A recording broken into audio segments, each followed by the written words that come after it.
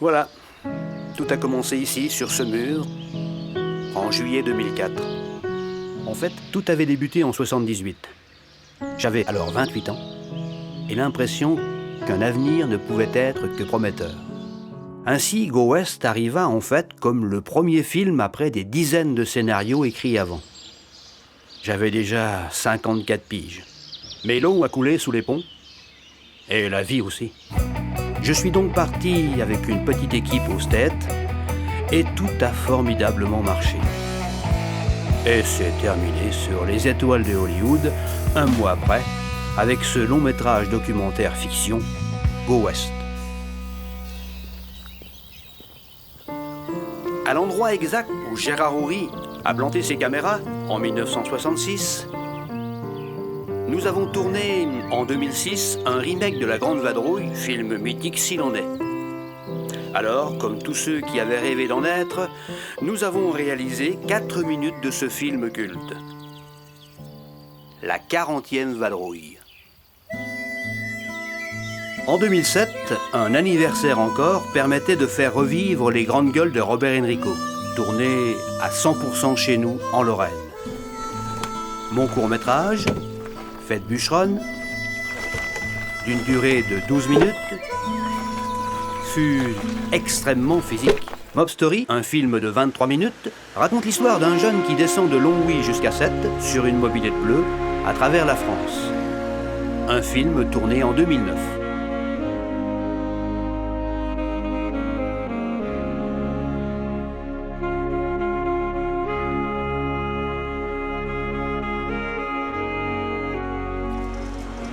Lors de l'hiver 2010, là, ce fut à Nancy que l'équipe se retrouva pour un mignon petit film de 8 minutes, L'Harceleur, qui raconte l'histoire de pendules, de réveils et d'heures d'hiver.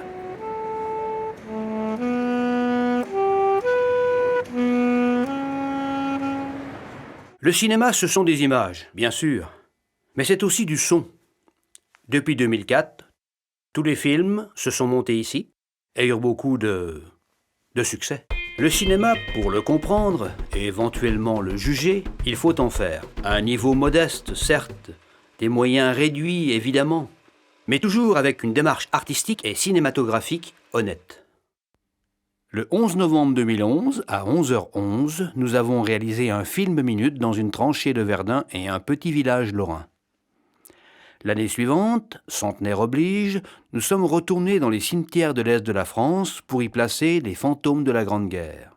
Et en 2013, pour une autre guerre, d'Algérie celle-là, nous avons placé 3 papys en goguette dans une R8 Major des années 60. En 2014, nous avons réalisé un documentaire sur le défunt président du Conseil général de Meurthe-et-Moselle, Michel Dinet. C'était pour moi en particulier une question d'amitié. Question de gratitude aussi, car je savais ce que je devais à cet homme politique pour avoir notamment travaillé à ses côtés une bonne quinzaine d'années.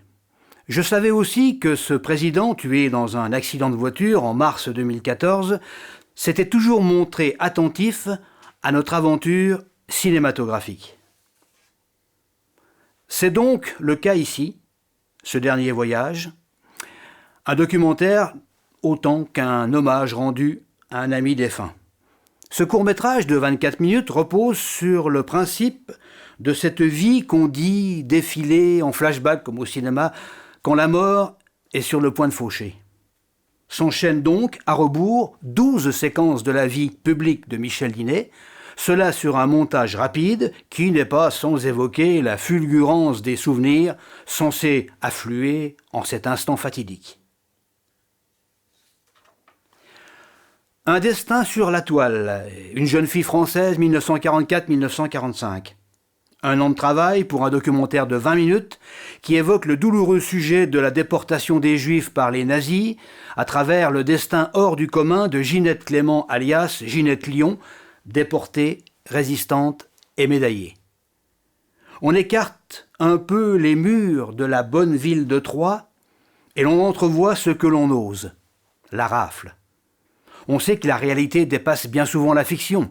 Rafle est de ces mots qui remuent dans leur sillage nauséabond une pluie d'images en noir et blanc, avec des trains et des gares, avec des femmes et des hommes, dont certains ne sont plus que des ombres pendant que d'autres ne sont que des bourreaux. Il reste un mot, un seul, pour s'indigner et s'opposer, pour vivre et agir, quand même, et se souvenir. Ce mot, c'est résistance. Ginette reviendra en France dans l'indifférence et l'amnésie forcée qui s'imposaient alors, et ce n'est qu'à la toute fin des années 70, en Lorraine, qu'elle commencera à témoigner devant les collégiens et les lycéens une histoire vraie qui mérite qu'on la fixe sur la pellicule pour le devoir de mémoire.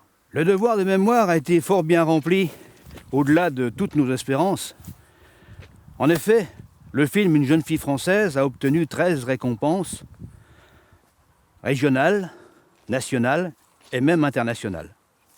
Le film se terminait sur les rails de chemin de fer qui ramenaient notre rescapé des camps de concentration. Le moyen de transport des années 40 est terminé. Aujourd'hui, en 2000, les poids lourds circulent sur nos routes et nos autoroutes. Le camion, puisque c'est son titre, a été tourné en 2018 sur les routes d'Alsace et des Vosges. De grosses machines, avec dépanneuses et semi-remorques, furent nécessaires pour mettre au volant un jeune homme de 17 ans. Une petite voiture rouge poursuivant le fugitif dans des conditions de circulation autoroutière avec un tournage pas très facile. Un certain nombre de clins d'œil aussi furent ajoutés au scénario, des routiers sympas, des forçats de la route, ceux qui faisaient parler les chevaux à une autre époque. Puis à la fin, un épilogue sous forme de suspense et une heureuse fin où chacun reprend sa vie après les parenthèses. Le 13 août 1998, le chanteur Nino Ferrer se donnait la mort tout près de chez lui dans le sud. 21 ans plus tard, on décidait de lui rendre hommage dans un film très court.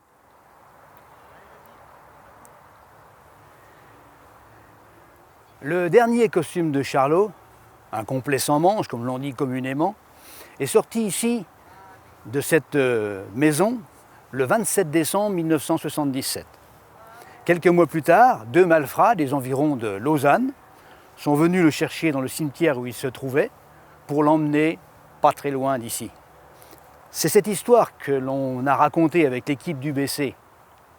Aujourd'hui, 15 juillet 2020, nous sommes à Corzier-sur-Vevey, devant la maison de Charlie Chaplin, que l'on vient de visiter, du moins le musée qui s'y trouve aujourd'hui. Charlie Chaplin avait acheté cette maison et y a vécu pendant 25 ans.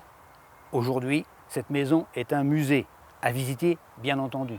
Et c'est ce que nous avons fait avec l'équipe d'UBC, Yann, Luc et Abel, après avoir tourné le film Le dernier costume de Charlot. Il y aura d'autres scénarios à écrire, d'autres films à tourner. Ça, je le sais. C'est tout ce que je sais, mais ça, je le sais.